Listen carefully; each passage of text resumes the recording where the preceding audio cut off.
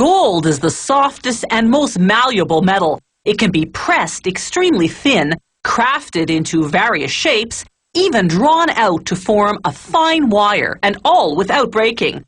Gold isn't affected by water or oxygen as many metals are, so it doesn't rust or tarnish either. Most gold comes from lode deposits, also called vein deposits, concentrations of gold and other metals in the cracks of rocks. Lode deposits require hard rock mining, the process of removing gold-bearing rock, called ore, by drilling and blasting. Miners descend more than half a kilometer underground. There, they drill holes for explosives using what's called a long-hole air drill. They drill in a specific pattern set out in a plan prepared by the mine's engineers.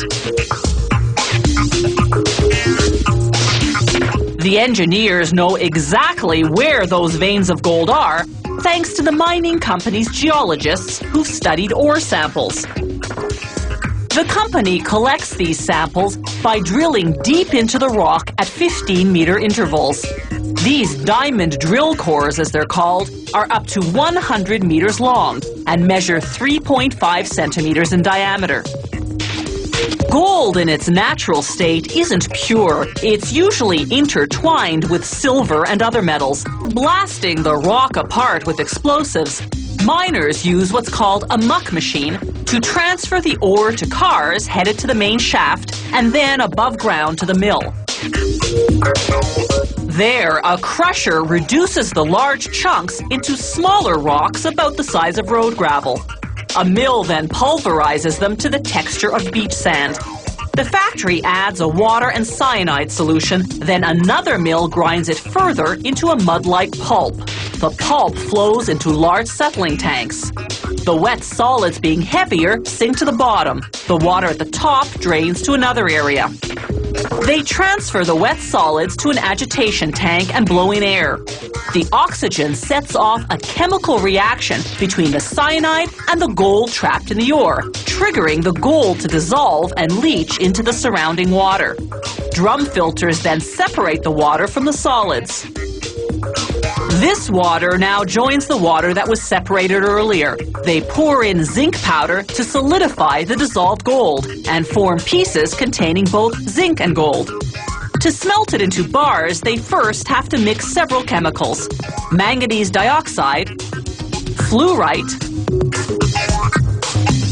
silica flour, borax, and sodium nitrate. This chemical mix, called flux, will separate the gold from the impurities. They pour it into the smelter, whose temperature is a fiery 1600 degrees Celsius.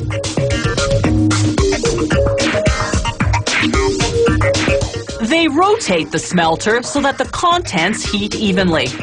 Over 2.5 hours, the heavier gold eventually sinks to the bottom, while the impurities, called slag, float to the surface. They pour out the slag, taking a sample to make sure it contains no gold. If it does, it goes back in until it's gold-free. By now, the gold has cooled slightly, so they reheat to 1600 degrees Celsius, then cast into bar-shaped molds. The gold takes about 4 minutes to solidify, then another hour to cool completely in a basin of cold water. They extract the gold bars from the molds and clean off any slag residue. Gold bars are also called ingots. At this stage, the gold is 80% pure. The Royal Canadian Mint will refine it to 99.9%, the international gold standard.